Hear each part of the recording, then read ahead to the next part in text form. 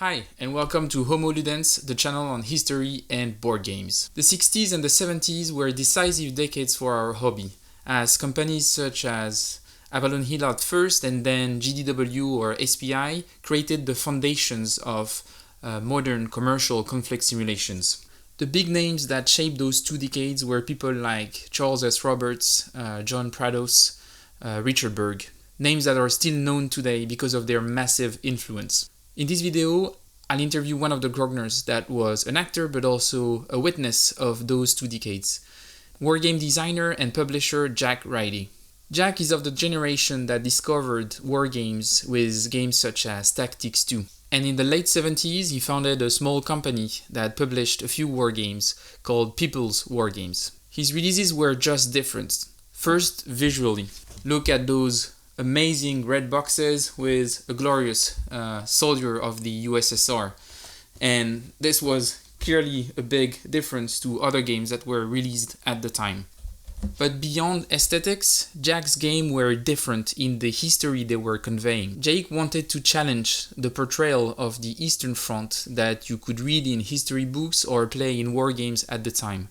An history that had a very simple narrative. The idea was basic. The Germans ran out of bullets before the Russians ran out of soldier. A very simplistic narrative that was created in a specific era, the one of the Cold War. Jack is an historian, and he definitely saw wargaming as a medium to convey history but also to experience it. And you can see this in his design. For him, wargaming was a way to convey a different story, one that is a bit more fact-based, one where we understand how the USSR actually put up a challenge against the Wehrmacht, hold, and finally pushed back. In the first part of this interview, we'll talk a bit about his origins story, how he became a wargamer, how he became a publisher, and learn a bit more about him. I hope you'll enjoy it.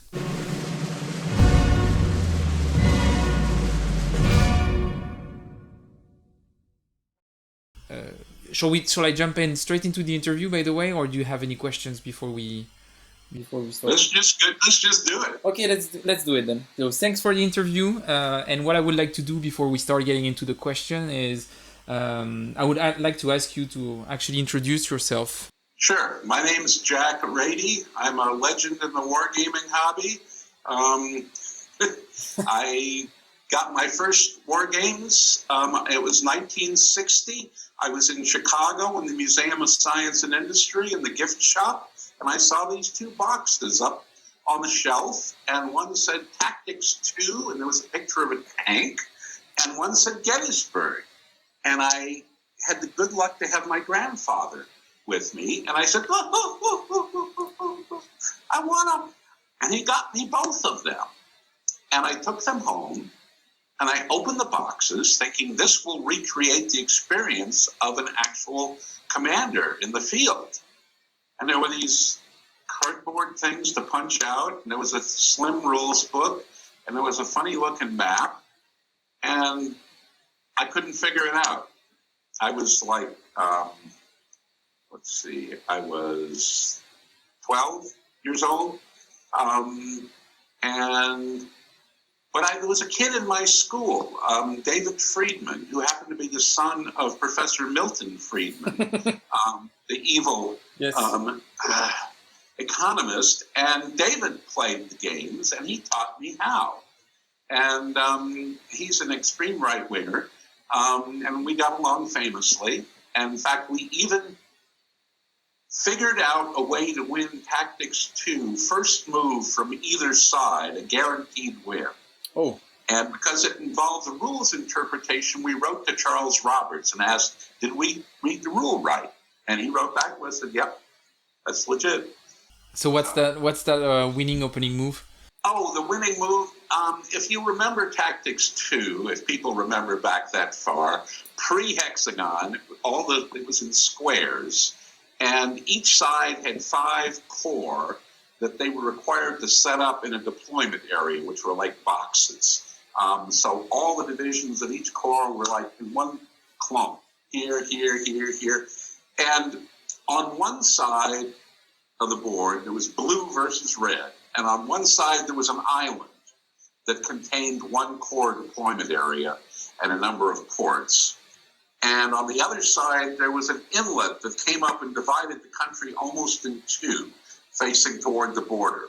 So the easy thing was drop paratroops and send amphibious forces to land on the island, isolated by holding the bridges, and crush the core that was on there. Now you're 5 on 4. And for the other side, there were 3 deployed one side of the inlet and 2 on the other.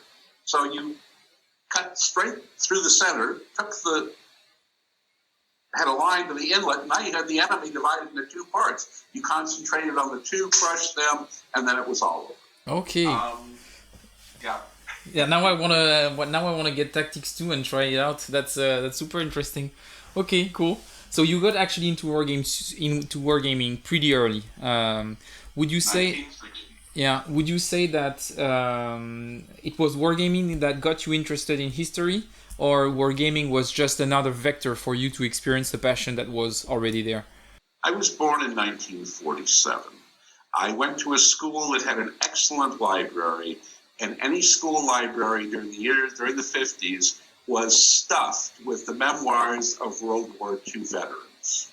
I read all of them.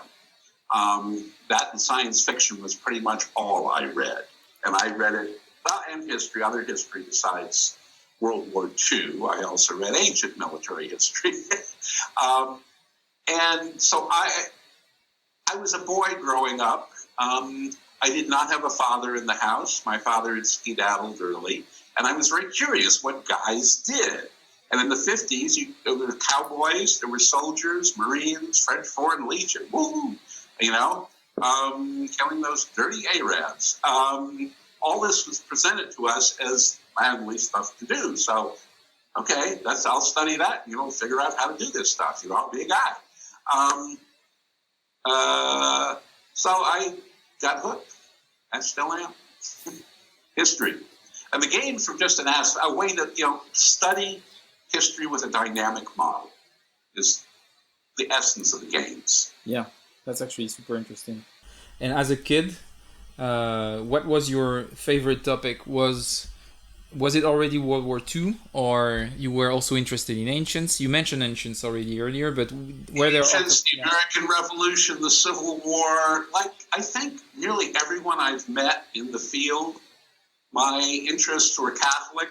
Anything to do with military history from the earliest to the future, I was interested in. World War II was the center of it because there was the most material and it was immediately relatable. It's what everybody's father had been involved in. So as an early teen, you started wargaming, and then you kept wargaming up until you published your first game. So what was your life as a wargamer before being a publisher? I started in 1960, and I played with David and a friend of his, Art, in Chicago. And then I moved away from Chicago, and it was a while before I found other wargaming opponents. But I kept paying attention and getting games and playing solitaire. And I had D-Day and Waterloo and Stalingrad and all of the old Afrika Korps, all of the old Avalon Hill classics. And I wouldn't say increasingly frustrated with them, except in the sense that there were so many subjects I wanted to examine, and they weren't doing it. One game would come out every 2 years and had the same rules as the last one, the same pink and blue counters, and a new situation. But I had the feeling that it was not really showing me that much history, like Stalingrad, please. Yeah. And then this game Jutland came out. I was like, oh, what is this? This is a whole new approach. This is enormous amount of historical data, and this is a fascinating game. Mind you, I've only played it tactically for a little while once. I have a strategic plan, though, that I'm absolutely certain would work. Guaranteed finding of the High Seas Fleet. But I plotted it all out. And I thought, who did this game? Who is this guy? Jim Dunnigan. Good Lord. Also, we got games like Anzio and 1914. And it was obvious that we were trembling on the brink of a change. We'd gone from these pink and blue, same set of rules, 3-1 to win, exchanges or, fall back into a zone of control and you're destroyed stuff. And that, I don't think it quite worked like that. Until suddenly it was opening up. And there were all kinds of approaches and all kinds of subjects. I had played Blitzkrieg, and I had started to mess with it. I was a game redesigner early on. I made a nuclear version of Blitzkrieg, which I played once. And it showed me what the term broken back warfare was all about. It was like, why are we doing this anymore? There's nearly no one left alive. Can we stop now? So I played all these solitaire. I had a few victims that I could blackmail or bully into playing a game with me, but they never had a prayer. They weren't really gamers, and they weren't military historians.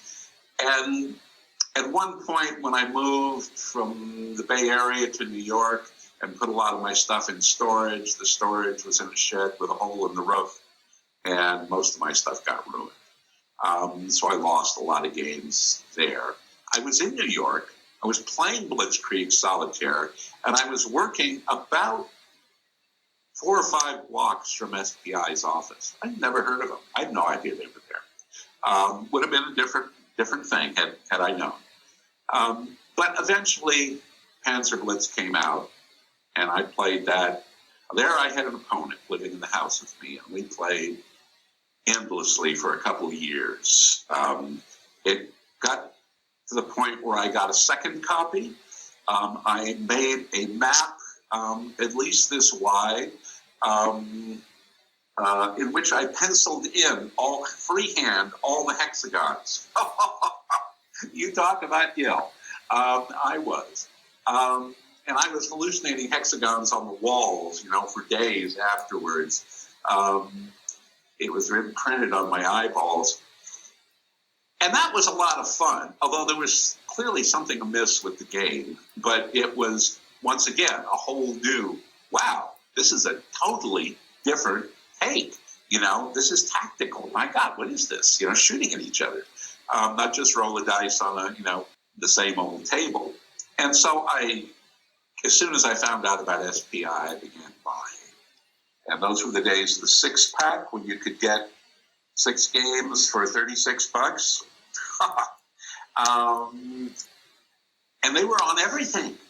They were on every subject, and they used new systems, and it was very exciting. And I had another dedicated war game partner at that point, so we burned through a lot of those games. Fold the Gap, Air War, Wacht am Rhein especially.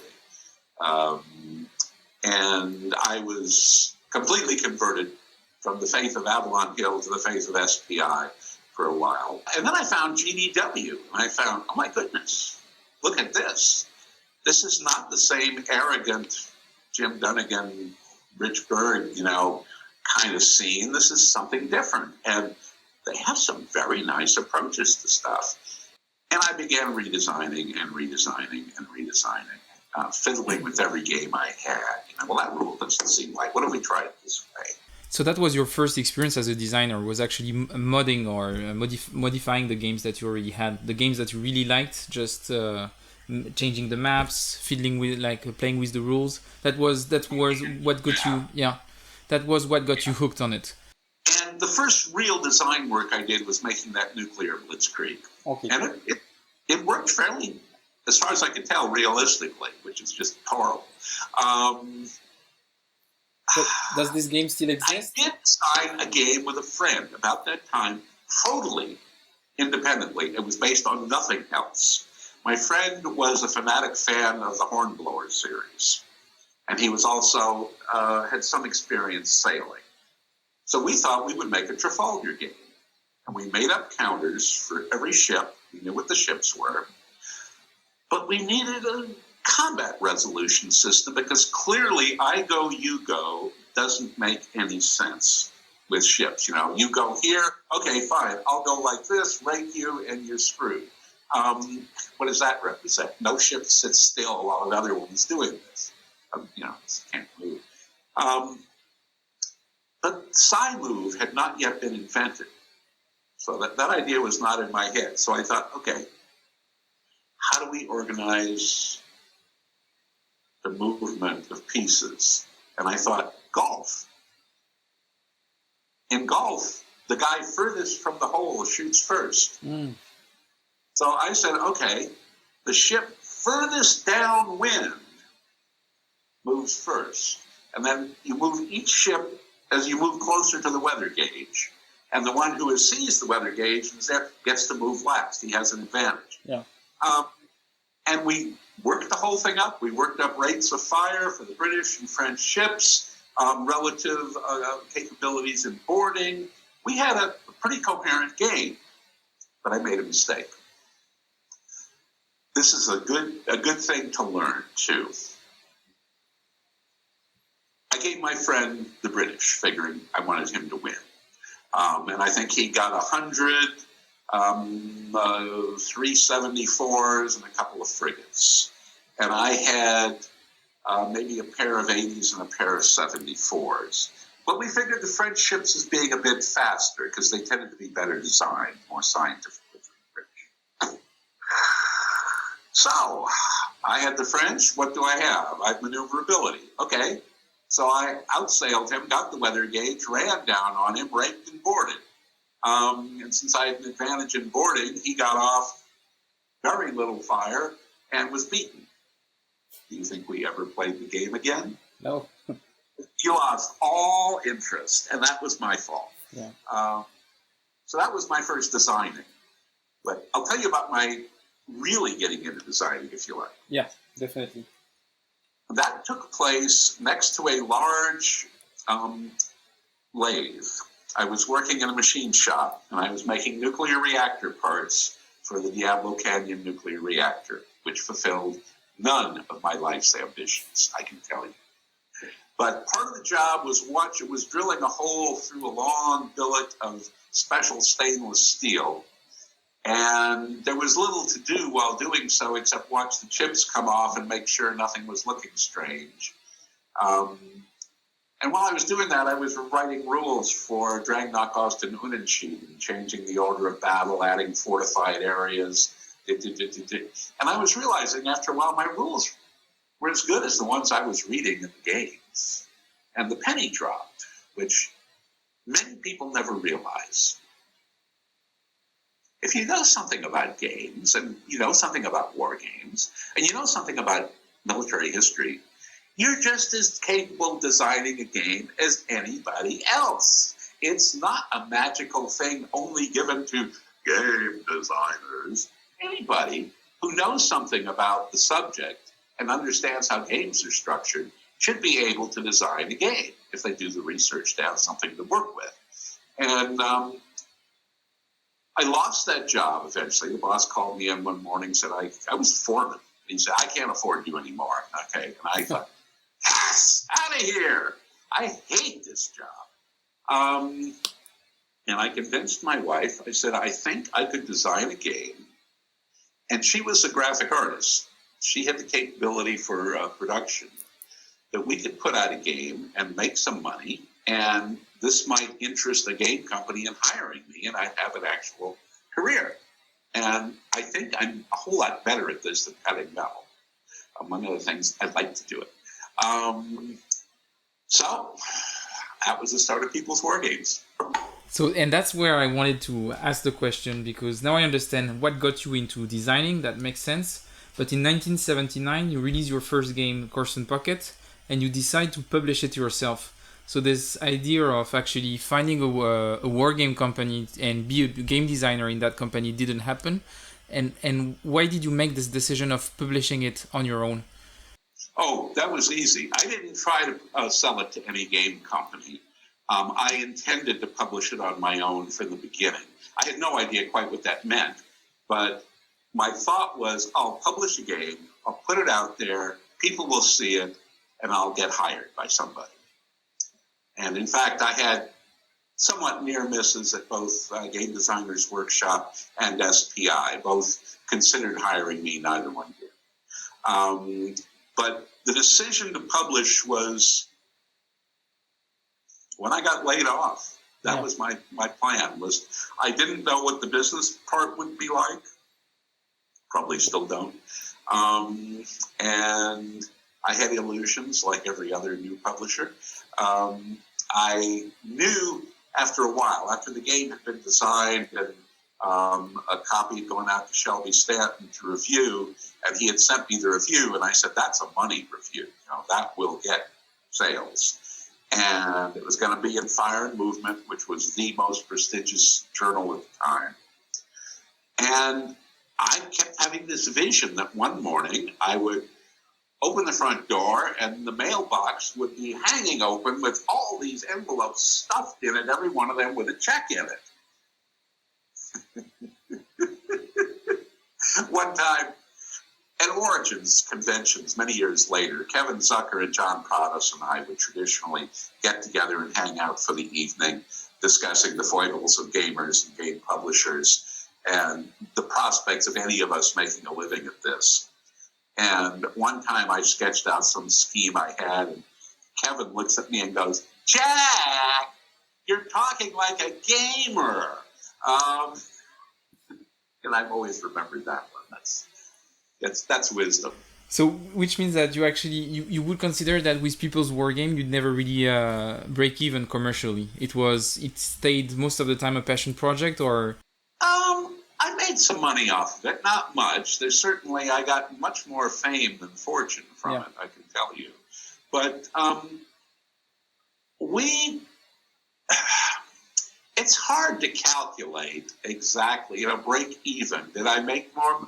I certainly had to have broken even because I didn't have being a capitalist without capital is much less fun than it sounds. I was able to publish Horse and Pocket because my printer, Mr. Richard Lampa, was willing to give me 90 days to pay him and was willing to store my stuff in his shop because I didn't have a warehouse to put it in. And people were very good to me in that sense, and that allowed me to get along until money came in. I was once introduced to David Arneson, the late designer of Dungeons and Dragons, and I was introduced by Greg Stafford, who said, this is Jack Radey. He's a wargame publisher. And Arneson looked at me and said, oh, you're one of those guys waiting for a check from England. And I nearly fell out of the car laughing. It was absolutely right. But I'm thinking... It's not, Jeff Tibbetts, who will be my publisher with Horse and Pocket 2, once told me, Jack, there's a difference between the way you design a game and the way West End, which was then a big company, designs a game. When you go to design a game, the first thing you do is go to the library and get some books. The first thing they do is rent a suite of offices. So if you've got money for a 4-color art on the box, and you've got money for a lot of advertising, and if you've got money to prime the distribution pump, you can probably make some money in this field at certain points. If you don't, you're constantly playing catch up and, scrambling to do one thing or another. So I didn't make a lot of money, but I made enough money to justify staying at it for a number of years. And we had big success. I mean, Horse and Pocket made a big splash. Kenev, John Prada's design, was not quite as splashy, and we made some errors in it. I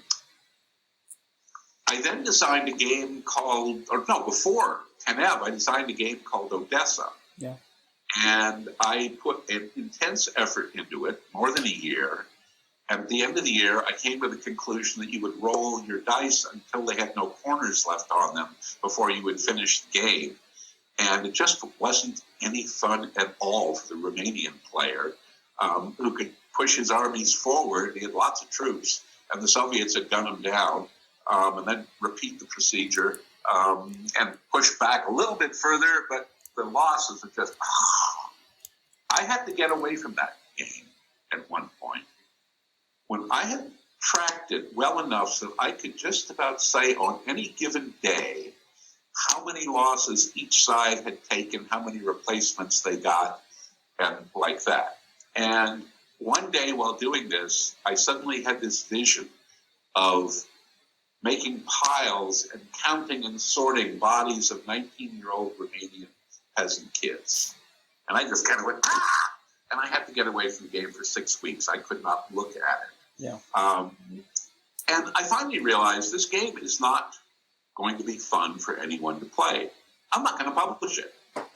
Mark Miller told me that was a really courageous thing to do. People seldom do that, back off of mistakes. But the system later became the Black Sea, Aachen, Borodino 41, and Operation Spark system. So I got something out of that. I have a question regarding Corson Pocket. So that was your first game that you released? Yeah. And I was wondering why this specific event? Why did you start with this? What motivated you? I was playing Wacht am Rhein, and I liked the system a lot.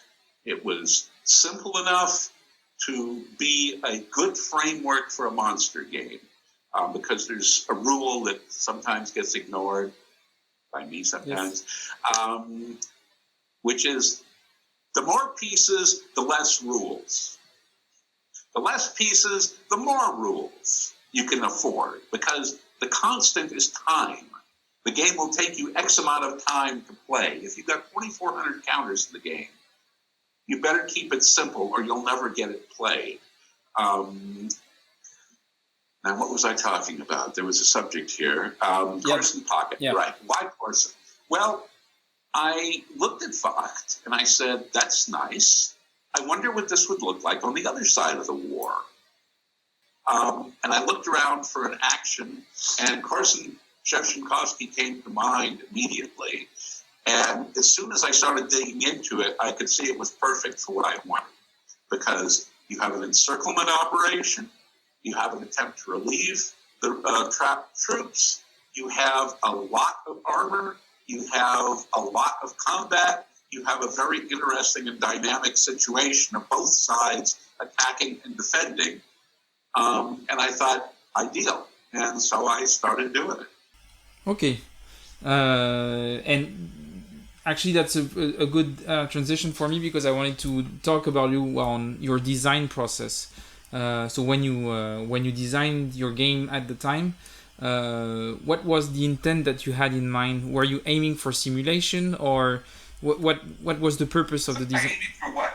Or were you aiming for a simulation just to what was the intent that you had in mind for the players? Do you wanted them to learn about the story, or understand the decision that they made, or give context to specific decisions? So were you aiming for being as exact as possible, or also trying to find a good way to abstract decision making in complex situations?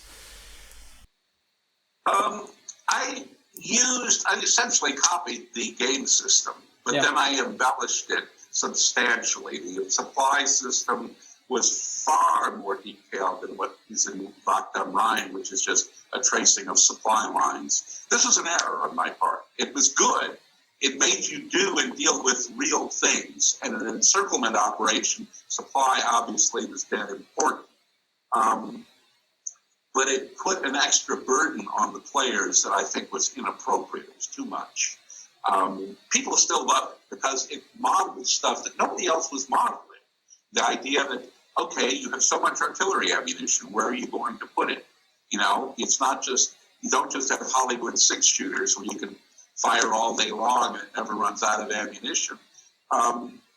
You have to make priorities. You know, who's going to get the shells, this front or this one? You know, split it evenly, you know, and then you got to move them up to the front. And if you move them up to the front, you don't have enough to have lots right now, but if you put in a few every turn, you'll have a pile and can get off substantial artillery preparation. But then the enemy steps back a little bit, and now he's out of range. Now you've got to move the guns forward. Now you got to move the shells forward. So you've got all these headaches to worry about. And that, my design philosophy is always to give the player more opportunities than they have resources, more threats than they have resources, and less information if possible, although I did not do that in course. The game would not have stood it.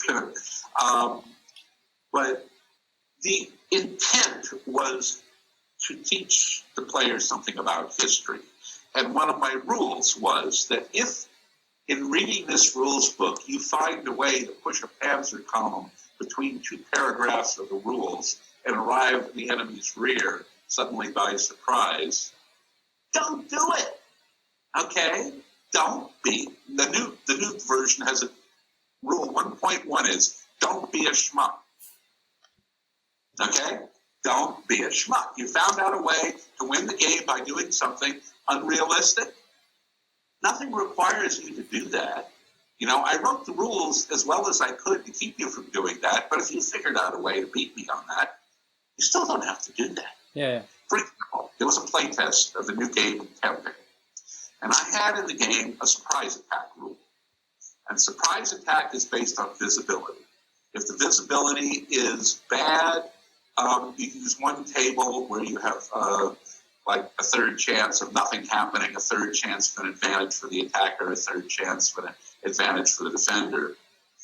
If there's zero visibility, which happens only in blizzard or fog occurring at night, you use another table where there's a 50% chance of an attacker advantage and a 50% chance of defender advantage. So it's a crapshoot.